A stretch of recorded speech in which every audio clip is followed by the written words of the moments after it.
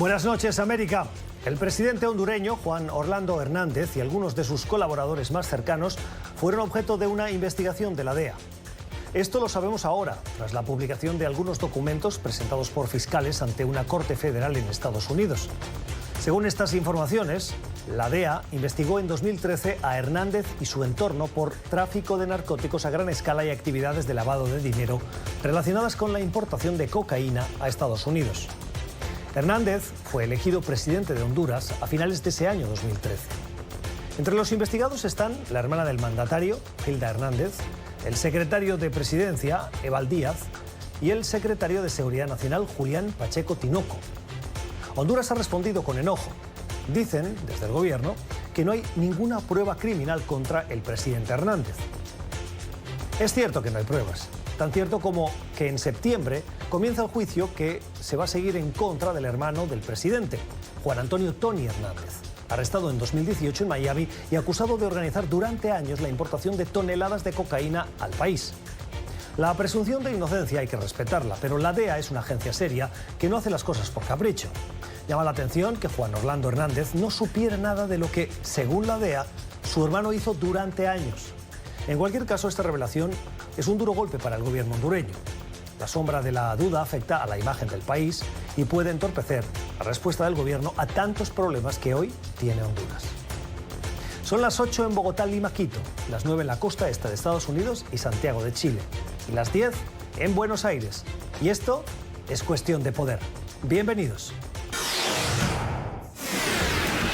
Hoy en el programa, Trump impone aranceles a productos mexicanos como castigo por la migración irregular. ¿Qué consecuencias tendrá esta medida? Tras más de un año de protestas y de inciertas negociaciones, ¿qué sucederá en Nicaragua? ¿Cuál es el próximo paso del gobierno de Juan Guaidó?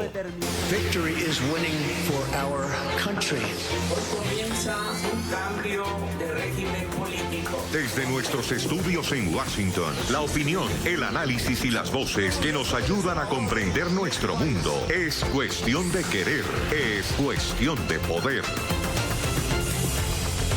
Comenzamos y lo hacemos con la noticia del día. La decisión del presidente Donald Trump de amenazar a México con la imposición de aranceles a partir del próximo 10 de junio, en 10 días. Esto va a pasar, según el presidente Trump, si México no se pone a la tarea de detener a la inmigración irregular que dice llega de Centroamérica, de Guatemala, de Honduras y de El Salvador, fundamentalmente. Para Donald Trump y su administración, Estados Unidos está sufriendo una invasión de migrantes y está aplicando todo tipo de medidas, en la medida en que puede, y la ley se lo permite, para evitar que eso pase, pero no le está dando resultado. Por lo tanto, ha decidido recurrir a la amenaza de uno de sus principales socios comerciales, México. El cuadro de incremento, si México no hace nada, y tampoco sabemos exactamente qué es lo que pide el presidente Trump, más allá de pedir algo tan etéreo como que detenga la inmigración irregular, y hasta qué punto. Si no pasa nada, el incremento va a ser ese que tienen en pantalla.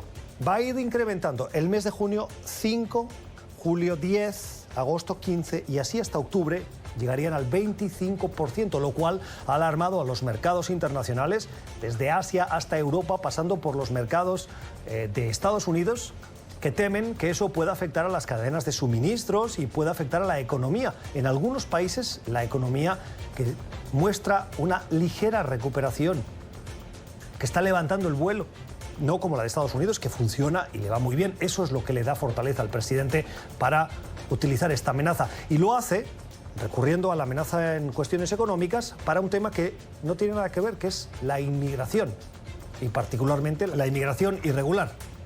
Saludamos a Daniel Linsker, es director para México de la consultora Control Risk. Señor Linsker, gracias por estar con nosotros, bienvenido. ¿Es la solución estos aranceles al problema de la inmigración irregular? Buenas noches. No, yo creo que precisamente si en algo podemos estar de acuerdo con el presidente López Obrador es que con impuestos no se resuelven problemas sociales de esta índole y lo que se necesita es una estrategia mucho más consolidada a nivel regional para, digamos, detener el flujo de migrantes hacia Estados Unidos. Entonces creo que que esta no es la solución. Al final del día, el tema de los aranceles, sobre todo al principio, en 5 o 10%, probablemente afectará más a los consumidores americanos que a los productores mexicanos. Entonces creo que es un pierde-pierde para todos. En una de sus contrarréplicas o justificaciones, el presidente Trump esta mañana ha dicho que México, por poner un ejemplo, le ha robado a Estados Unidos el 30% del mercado automotriz. Nos preguntamos si con estos aranceles los trabajos de estadounidenses pueden verse más protegidos, si se puede decir así, de ese mercado de mano de obra más barata mexicano respecto del estadounidense. Pues realmente no, porque mira, al final del día, si lo que se busca es a través de tarifas restarle competitividad a México para que, digamos, algunas de estas producciones, esta maquila que se lleva a cabo en especial en el norte de México, se traslade o vuelva, si alguna vez estuvo en Estados Unidos, pues es muy poco probable que las empresas hagan una planificación con base en lo que parecen ser caprichos de un presidente. O sea, si realmente sería un estudio de competitividad en el cual tú dices, estos son trabajos que van a ir de regreso a Estados Unidos, debería ser un tema de una política de más mediano y largo plazo, y agregándole el factor, digamos, de algunos productos como los productos agrícolas, que no es tan sencillo simplemente plantar en otra parte por los costos asociados. Entonces yo creo que desde el punto de vista proteccionista tampoco se puede explicar esto. Para nosotros realmente lo que está pasando es un tema netamente político interno de Estados Unidos, en el cual Donald Trump busca desviar atención de problemas domésticos. El reporte Mueller, por ejemplo, en especial coincidencia que es el mismo día en el que sale, y no realmente como un tema proteccionista bien pensado. Esta decisión, si se llega a aplicar, ¿puede generar una recesión en la economía mexicana o estadounidense? Sí. Yo creo que recesión en Estados Unidos muy difícil, porque la economía viene con un muy buen ritmo y realmente pues lo que se ha visto en los últimos años es un repunte de la economía americana. En México creo que el impacto sí puede ser un poco más fuerte desde el punto de vista económico. Es posible que México entre en una recesión, pero no necesariamente por los aranceles, sino por, digamos, el impacto de algunas de las políticas que ha tomado el nuevo gobierno de López Obrador. En el primer cuarto de este año ya hubo una contracción económica del 0.2%. Es probable que en el segundo cuarto se siga viendo una tendencia a la baja, entonces es posible que México entre en una recesión, pero otra vez es un tema de política interna mexicana y no necesariamente a causa de estos aranceles. Es el análisis de Daniel Linsk, es director para México de la consultora internacional Control Risk. Señor Linsk, gracias por sus explicaciones. Feliz noche. Muchas gracias. Otras cuestiones de la actualidad nos llevan a la inestabilidad política y una cierta crisis institucional que vive hoy Perú. El presidente Martín Vizcarra está pidiéndole al Congreso, de mayoría opositora, que él no controla, que le apruebe una reforma anticorrupción, contra la corrupción. Y los legisladores se sienten amenazados porque eso, entre otras cosas, entre otros puntos de esa reforma que quiere aprobar el presidente Vizcarra, limitaría, por ejemplo, la protección del aforo que tienen los legisladores. Pero es que la sensación en Perú de que la corrupción está llegando demasiado lejos, hay que recordar que los 4 últimos presidentes han tenido problemas de escándalos vinculados a corrupción. Y claro, si a ese máximo nivel está ese nivel de implicación con la corrupción, hay muchas sospechas, y así lo piensan los ciudadanos, que la clase política en general necesita normas más estrictas. Así lo ha visto Martín Vizcarra y así lo exige al Congreso. Pero el Congreso se está resistiendo. En caso de no aprobarse, amenaza con ir a elecciones. Saludamos a Úrsula Indacochea. Ella es directora del programa de Independencia Judicial de la Fundación para el Debido Proceso desde Lima, Perú. Señora Indacochea, gracias por estar con nosotros. ¿Por qué no se ponen de acuerdo los políticos cuando esto es, podríamos decir, un clamor de la sociedad? Bueno, muchas gracias por la invitación, en primer lugar. En segundo lugar, bueno, la situación en Perú es compleja y el momento político actual tiene muchos antecedentes, ¿no? que pueden permitir explicar por qué no se ponen de acuerdo en este momento. Quizás hay que recordar que durante este periodo de gobierno que empezó con el presidente Kuczynski han sucedido muchas cosas. Se produjo la renuncia del presidente, el indulto del expresidente Alberto Fujimori, la anulación del indulto por el sistema de justicia, un parlamento dominado por una fuerza política predominante que era el fujimorismo y antagónica del Ejecutivo. Entonces, y agregado a eso, pues un sistema de justicia, una fiscalía y un grupo de fiscales, el equipo especial Lavallato, que ha tenido un protagonismo en desentrampar esta tensión entre los dos poderes políticos. Entonces, la razón por la que no se ponen de acuerdo es básicamente porque esta tensión acumulada, creo yo, que refleja una pugna, ¿no? Una pugna del legislativo por no querer soltar el poder que tiene, por no querer ceder más poder. Y la gota que derramó el vaso ha sido precisamente el blindaje que esta fuerza mayoritaria ha tenido con el ex fiscal de la Nación, Pedro Chavarría. Muchos de estos escándalos de corrupción tienen un nombre, Odebrecht. ¿Cree usted que esta práctica de esta constructora brasileña lo que ha hecho es desencadenar una crisis institucional en la región o simplemente ha revelado una que ya existía? Difícil pregunta. O sea, la corrupción existía desde siempre, ¿no? Pero no con la dimensión y con las características que se ha mostrado, ¿no?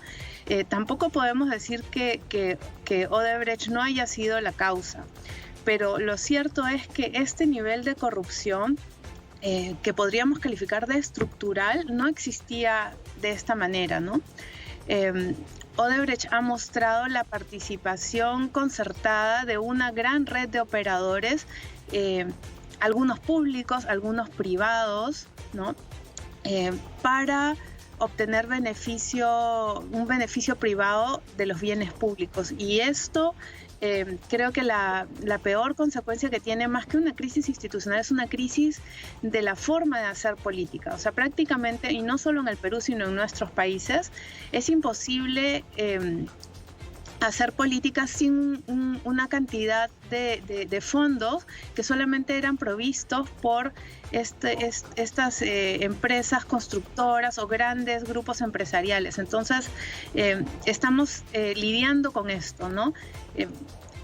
Evidentemente el destape ha expuesto esto y es doloroso, pero también creo que es sano. Y tampoco diría que en el Perú se han obtenido todavía avances consolidados. Es cierto, se está persiguiendo presidentes, pero el corazón de estos grupos creo que todavía está por ser tocado, que yo diría que está más bien vinculado a grupos empresariales.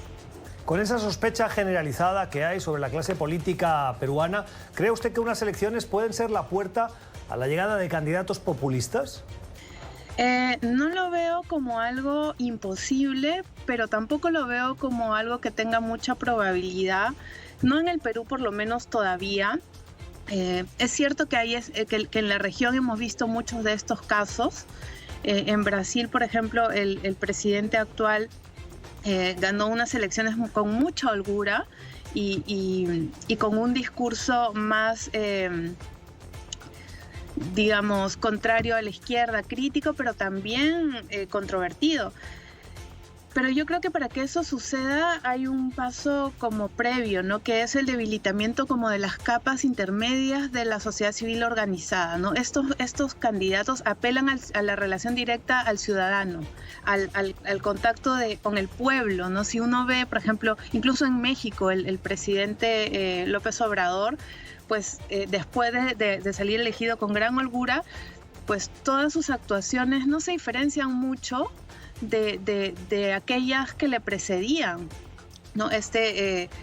Intento por cooptar las cortes es algo que también en el gobierno de Peña Nieto podíamos observar. Entonces, en el Perú todavía existe una sociedad civil intermedia organizada que podría contener un proceso de este tipo, pero sin embargo es algo que no se podría descartar del todo, porque hay un gran descontento, ¿no? Un gran descontento y una gran insatisfacción con las fuerzas políticas. Es la opinión de Úrsula Indacochea, es la directora del programa de Independencia Judicial de la Fundación para el Debido Proceso desde Lima, Perú. Señora Indacochea, gracias, muchas gracias por acompañarnos. Feliz noche. Gracias a ustedes. Y de Oslo al Vaticano. En Oslo ha habido conversaciones, el gobierno de Maduro lo ha llamado diálogo, el entorno de Juan Guaidó ha dicho que simplemente eran contactos para avanzar en la definición de lo que ellos exigen, que es la salida de Maduro. Maduro ofrece la posibilidad de buscar una solución y lo llama diálogo para ganar tiempo.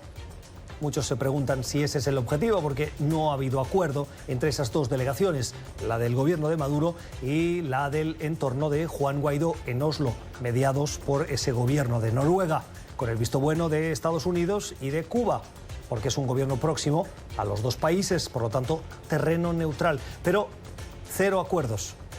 Al final de esos acuerdos o de esas conversaciones, la delegación de Juan Guaidó viajó también al Vaticano y se reunió con el secretario de Estado del Vaticano, Parolini, Sandro Parolini. De lo que hablaron no se sabe, mucha discreción, pero llama la atención esa búsqueda de contactos internacionales que contribuyan a ayudar a conseguir una solución a la crisis venezolana que muchos analistas coinciden en destacar que se encuentra en una posición estancada. Estancada por Maduro, estancada por Juan Guaidó. Y en tablas está esa partida mientras los ciudadanos sufren las consecuencias. Saludamos a Emili Blasco. Emili Blasco es periodista, trabajó en el diario español ABC como corresponsal en Washington y hoy dirige el Centro Global Affairs de la Universidad de Navarra. Emili, gracias por estar con nosotros. Bienvenido. ¿Cómo valoras esas conversaciones en Oslo que han terminado sin acuerdo? Bueno, a mí me parece que Oslo no es el foro adecuado para discutir este tema de la paz o la salida de la crisis de Venezuela. Oslo ha tenido experiencia en otros procesos también en Latinoamérica, pero eran situaciones muy distintas. Por ejemplo, Guatemala, una guerra civil en la que hay dos partes enfrentadas, ambas partes tienen armas. En el caso de Guatemala, por ejemplo, una guerrilla que puede invocar ciertas razones que pueden ser atendidas, ¿no? En ocasiones, pues, derechos de los indígenas, reparto de tierras. En el caso de Venezuela no estamos hablando de eso, estamos hablando de una situación como podría ser, por ejemplo, la de Sudáfrica. A que nadie se le ocurrió, digamos, en el caso de Sudáfrica, decir que la parte, digamos, los africanos negros tenían que ceder cosas para llegar a un acuerdo con el presidente blanco, ¿no? Es una cosa así en Venezuela, es decir, que lo que hay es una dictadura y hay es un régimen criminal, que al otro lado lo que hay son ciudadanos, no hay una fuerza en armas, ¿no? Por tanto, Oslo puede aportar algo, y Noruega estaba en el proceso de paz de Colombia. Pero así tomado, con ese protagonismo, yo creo que no es el foro conveniente para el caso de Venezuela. ¿Cuál crees que debería ser el siguiente paso para encontrar una solución a la crisis venezolana? Desde luego creo que debe haber una negociación, llámese como se quiera, diálogo, como sea, pero real y sincera. Porque, por un lado, hemos llegado a una situación en la que ni Maduro puede eliminar a Guaidó, que es algo que sorprende desde fuera, ¿no? Que alguien que tan abiertamente critica, se opone, incluso aparece con militares, ¿no? Contra el gobierno, este gobierno no puede hacer nada contra Guaidó, dado el apoyo internacional que tiene Guaidó. Y a la vez Guaidó tampoco puede eliminar, sacar a Maduro, ¿no? Ante ese enquistamiento de las dos posiciones, lo normal es que se vaya a algún tipo de negociación. Lo que ocurre es que la oposición si entra en un proceso de ese tipo, ha de poner unas líneas rojas muy claras desde el principio. O sea, no puede ocurrir como anteriores procesos de diálogo que ha habido en Venezuela, que solo han permitido ganar tiempo al gobierno.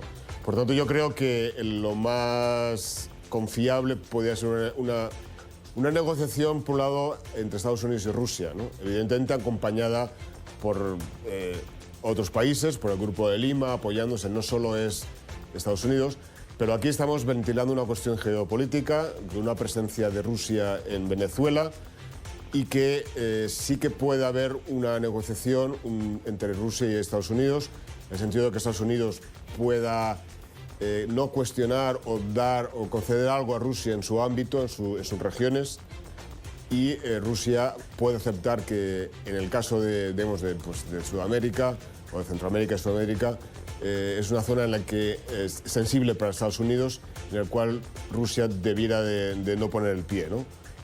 Por tanto, yo creo que ese sería lo adecuado y creo que la oposición puede fiarse de Estados Unidos. Es decir, Estados Unidos no creo que vaya a llevar a un callejón sin salida a la oposición. La oposición al chavismo dice que tiene que haber elecciones presidenciales y Nicolás Maduro amenaza con renovar esa Asamblea Nacional que hoy no controla. ¿Es la solución a la crisis venezolana la convocatoria de elecciones? Bueno, la negociación si se llega a ella, lo que se negocia son unas elecciones. El gobierno Maduro alguna vez parece que está hablando más, primero unas elecciones legislativas, lo adecuado sería al revés, primero unas elecciones presidenciales.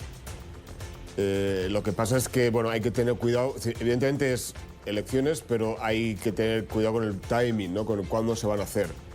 Ahora en junio, finales de junio, va a entrar en vigor las sanciones que Estados Unidos ya había estado aplicando, pero que había algunas excepciones. Entonces, a finales de junio se aplican ya de un modo completo, sin excepciones. Si eso hace más daño a la economía, a la situación humanitaria en Venezuela, puede provocar un nuevo auge de salidas de gente que salga del país.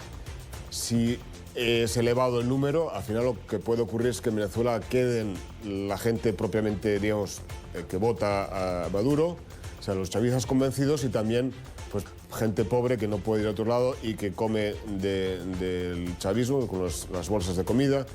Y al final, si se reduce la población, el chavismo sigue teniendo esos elementos de ventajismo, de control social, que puede llegar a que al final pudieran ganar las elecciones, ¿no? Por tanto, es importante que, si se van a las elecciones, evidentemente, poner unas líneas rojas, como puede ser el tema de que no sea automática, que sea una elección manual, sin máquinas, que se revise el censo. Es crucial para la oposición, cuando vayan a las elecciones, asegurar unas líneas rojas de cómo tienen que hacer esas elecciones. Es el análisis de Emili Blasco, es periodista, es director del Centro Global Affairs de la Universidad de Navarra. Señor Blasco, gracias. Feliz noche. Gracias. Y terminamos con un concurso de ortografía, una proeza. Niños de 12 a 14 años que han sido capaces de quedar seleccionados entre más de 500 competidores y que finalmente eran tan buenos los 8 finalistas que tras 20 rondas el jurado decidió darles el premio conjunto a todos ellos, a cada uno de ellos, los $50.000 que estaban previstos para el ganador. Y es que no consiguieron ser derrotados. Palabras como marengo, palabras como tergiversación, palabras como diferencia, todas en inglés. El jurado se las daba y ellos inmediatamente y sin error, en más de 20 rondas, las supieron deletrear una a una. Qué capacidad, ¿verdad? Y qué envidia al mismo tiempo. Felicitaciones a todos ellos. En 94 años de historia de este concurso es la primera vez que 8 finalistas acaban siendo declarados campeones. Ya tiempo para el análisis, para la conversación, hoy para hablar de Nicaragua. Una situación difícil la que vive este país centroamericano. Faltan 18 días para que se cumpla ese plazo que aceptó el gobierno de Daniel Ortega para cumplir con lo que le pedía la OEA. Ortega aceptó. En 18 días van a liberar a todos los considerados presos políticos. ¿Cumplirá Ortega? Es lo que le pide la oposición, es la condición sine qua non para continuar con un diálogo que tiene que encontrar, ofrecer soluciones a la crisis política e institucional que vive el país centroamericano. Nos acompañan aquí en el estudio hoy en Cuestión de Poder Mónica López. Es activista, articulación de movimientos sociales y de sociedad civil y miembro de la Unidad Nacional. Señora López, buenas noches. Muy buenas noches. Gracias por acompañarnos. Y con Violeta Granera. La señora Granera es coordinadora del Frente Amplio por la Democracia y miembro del Consejo Político Unidad Nacional.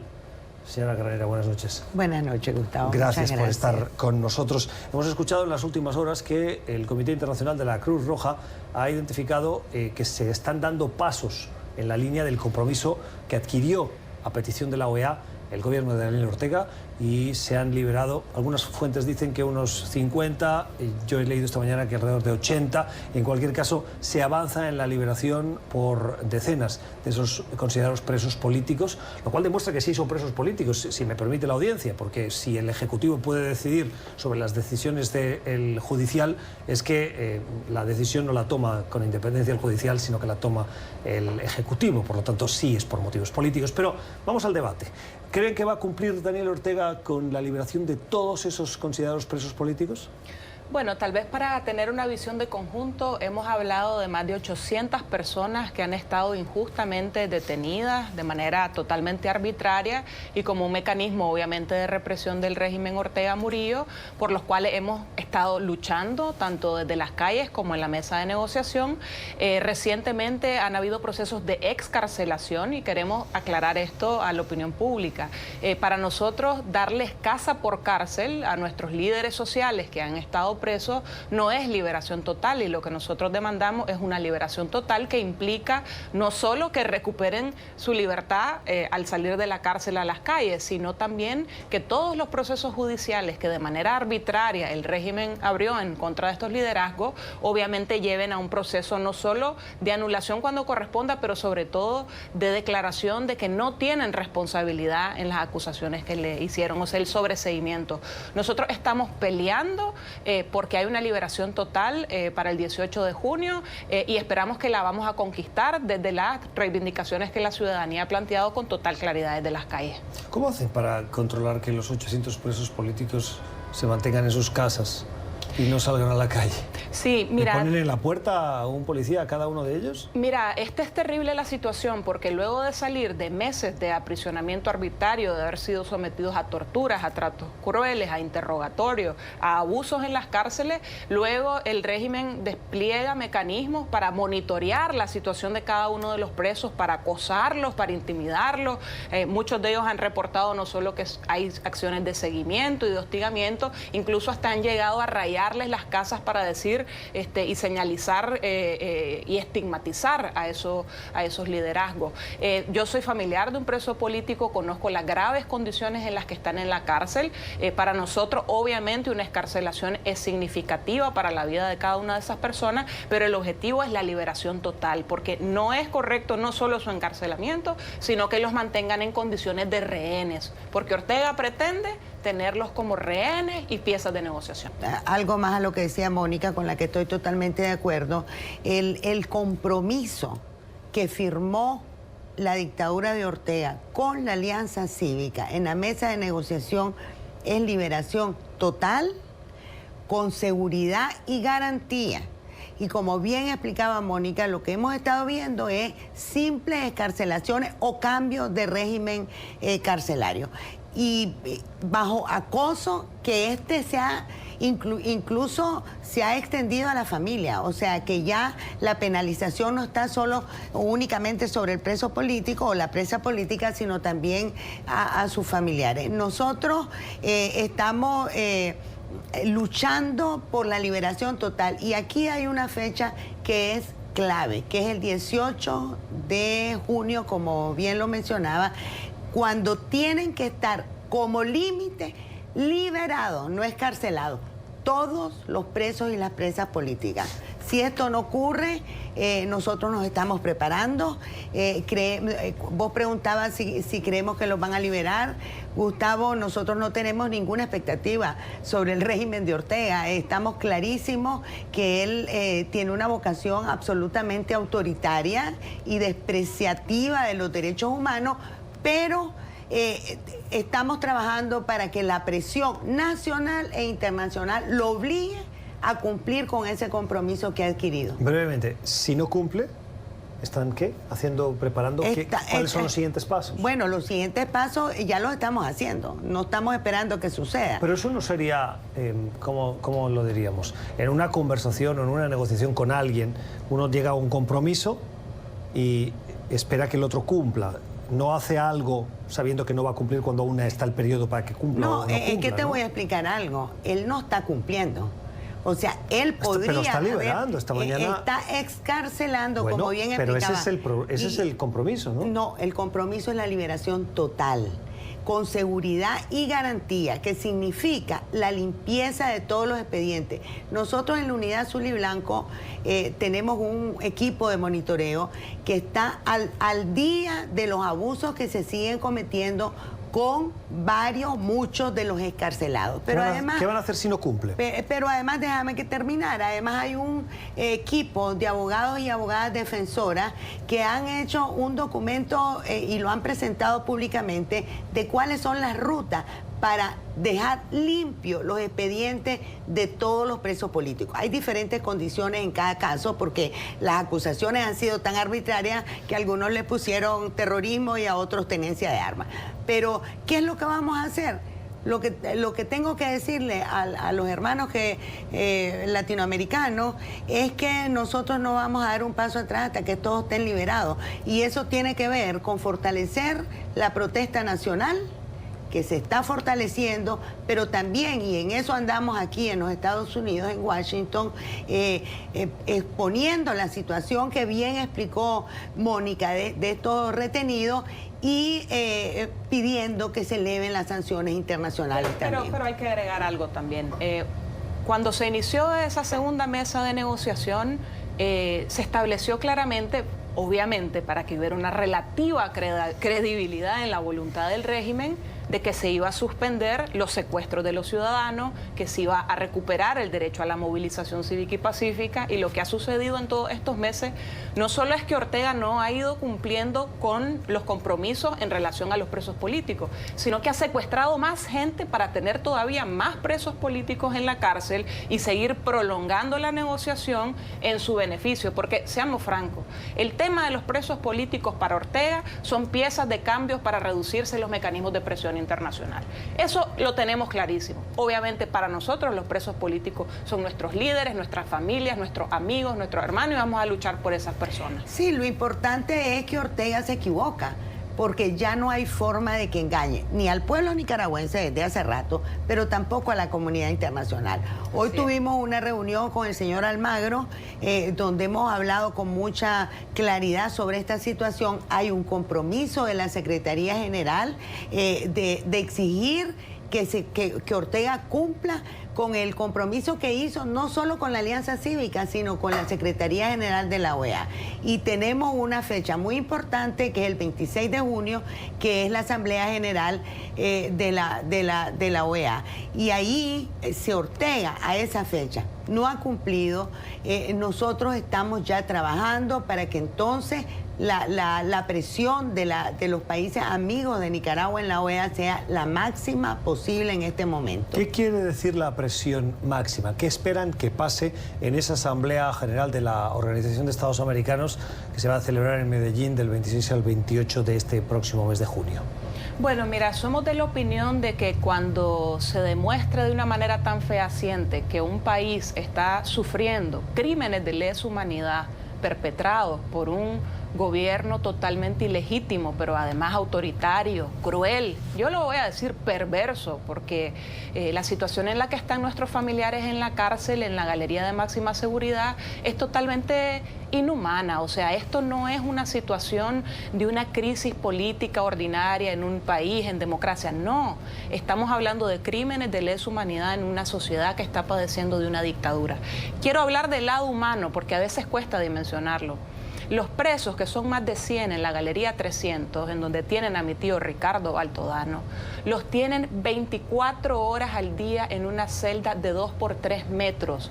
Y no tiene barrotes, está totalmente cerrada, sin ventilación, sin luz, sin condiciones sanitarias. No les permiten ver a su abogado, no les permiten atención médica. O sea, son situaciones de tortura. Entonces, ¿nuestro esfuerzo cuál es? Que la comunidad internacional entienda la profundidad de las violaciones a los derechos humanos y la necesidad de que haya una respuesta pronta de la comunidad internacional.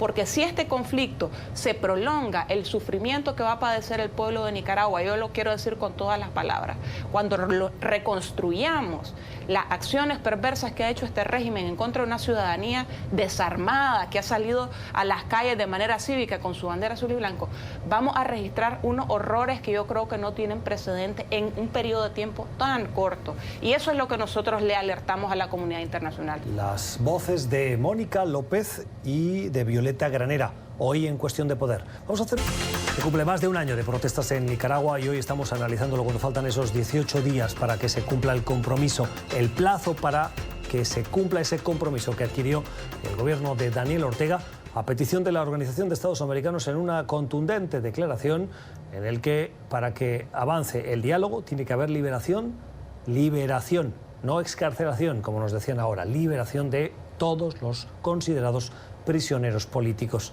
Pero decíamos, más de un año de movilizaciones y vemos en las calles que no sale tanta gente como salía.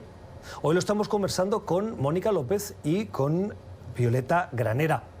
Mónica, ¿no hay tanta gente en la calle porque hay hartazgo, porque hay miedo, porque las dos cosas? ¿Qué está pasando? Lo que ha instalado Ortega es una política de terrorismo de Estado. Mira, la última encuesta de opinión que salió te lo resume así la ciudadanía. En Nicaragua no puedes hablar de política a veces ni con tus amigos, y eso lo piensa el 77% de la población. ¿Por qué? ¿Qué significa eso? Que el despliegue represivo que hizo Ortega, que realmente es brutal, no solo armando paramilitares, encapuchados que tenían capacidad, no solo de secuestrar o golpear, de asesinar gente a plena luz pública, acompañado de las patrullas de la Policía Nacional, que impunemente los dejaban actuar en una primera etapa y en una segunda etapa actuaban conjuntamente con ellos. Esa dinámica, cada vez que uno hace un esfuerzo movilizativo, que te he de decir, está a flor de piel, la ciudadanía tiene un deseo y una necesidad de movilizarte, pero ¿qué pasa? Hace apenas unos días, convocatoria a marcha nacional. ¿Qué fue lo que viste en el punto de concentración? 40, 50 patrullas de policías, con policías armados hasta los dientes, gente de las fuerzas operativas especiales, que son nosotros le decimos los opilotes porque están vestidos de negro, desplegados en todas partes del país, deteniendo, requisando y en varios casos deteniendo de manera arbitraria. Entonces, ¿qué es lo que sucede? La ciudadanía está optando por modalidades de protesta que implican poner cada vez menos en riesgo su vida, porque se trata no solo de que te detengan, sino de que te pueden hasta asesinar. ¿Cómo se demostró eso? Y me refiero a la otra acción reciente, el paro nacional. En el paro nacional se demostró que la ciudadanía tiene una vocación de protesta clarísima, porque lo que sucedió en realidad fue un paro nacional de consumo. Vos mirabas algunos locales abiertos y no había absolutamente nadie. Y obviamente la importancia de que se sumara el sector empresarial, lo cual nosotros siempre saludamos, porque son gestos significativos para animar a la ciudadanía a mantenerse firme. En ese caso hubo amenazas por parte del gobierno de Daniel Ortega, particularmente a algunos bancos, supongo que a otras empresas, que si se sumaban tendrían represalias. ¿Se han cumplido esas represalias, esas amenazas? Sí, definitivamente hubo locales que fueron cerrados, gente que incluso ahora le inventaron incluso causas judiciales para tratar de criminalizarlo. Obviamente las amenazas administrativas a través de los mecanismos del Estado están a la orden del día y te puedo hablar de eso porque soy directora de una ONG que fue arbitrariamente cerrada por el régimen de Ortega haciendo uso de los mecanismos del Estado. Yo quiero reafirmar lo que decía Mónica, diciendo que en realidad desmovilización no ha habido en Nicaragua. Lo que ha habido, como ella explicaba, es un cambio de modalidad. La gente, y Ortega también lo sabe, que no hay forma de evitar la militarización, no solo de Managua, sino de muchos lugares donde él sabe que la gente está organizada y lista para movilizarse. Yo creo que hemos hecho bien. Yo creo que ya este dolor que ha pasado el pueblo de Nicaragua es suficiente, que hay que minimizar el riesgo de la vida de las personas. Nosotros tenemos un lema en la unidad que, a diferencia de otras luchas contra dictaduras, era patria libre y morir. Ahora el lema, y los chavalos y la gente lo vive, patria libre y vivir. Y tenemos mecanismos establecidos para protegernos, tenemos todo un equipo que se dedica a estar preparados para ir a rescatar a la gente, porque ellos además rodean a la gente que logra concentrarse. Así es que solo quiero decir que hay un segundo compromiso que Ortega debe cumplir, y es el respeto a las libertades públicas. El primero y más importante para nosotros, por supuesto, es la libertad de los presos, pero este es un compromiso estratégico, porque una vez que Ortega entienda que no va a poder seguir reprimiendo eternamente al pueblo de Nicaragua, entonces vamos a ver esas grandes manifestaciones como las que hubieron antes de la matanza. Tengo que terminar, pero señora López, le tengo que preguntar, y le pido brevedad. No es ningún secreto que el régimen de los Castro, hoy con el presidente de Cuba, Miguel Díaz-Canel, al frente, apoya a Venezuela y también tiene simpatías por Nicaragua. ¿Se ha evidenciado un incremento de la presencia de cubanos en el gobierno de Ortega? Mire, nosotros rechazamos todas las formas de intervencionismo. Creemos que en Nicaragua debe de haber una solución nacional del conflicto, pero sí creemos que debe de haber expresiones de solidaridad internacional.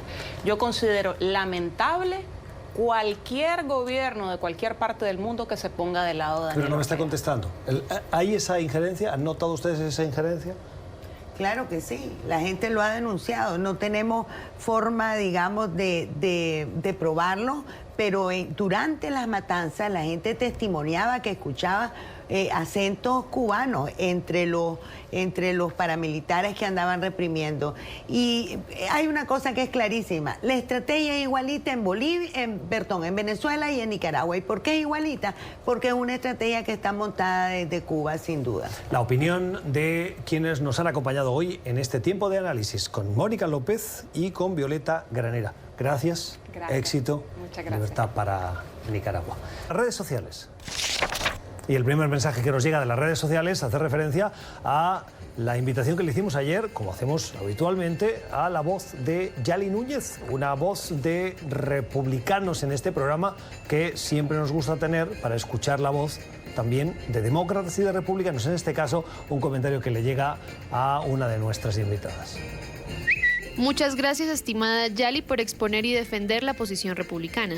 Y más comentarios, en este caso, a nuestro editorial sobre el proceso, no sé si mal llamado, de conversaciones, de diálogo. Cada uno le ha puesto la descripción que ha querido en Oslo entre las delegaciones de Nicolás Maduro y de Juan Guaidó. Mensajes que muestran esa división que hay en el país y ese debate enconado en la sociedad venezolana. Mensajes como estos. Esa es una buena noticia. Fracasaron. Triste sería haber logrado acuerdo. No son imbéciles, esa es la estrategia de la oposición solo para mantener el tirano. Ellos son socialistas, se cuidan entre ellos. Los puntos de vista de ustedes, los televidentes, que nos gusta recoger algunos de ustedes y ponerlos al final del programa. Así terminamos, dándoles las gracias y confiando que hayan aprendido, como lo hemos hecho nosotros, de nuestros invitados. Que tengan un feliz fin de semana, que descansen. Volvemos el lunes con más Cuestión de Poder. Feliz fin de semana.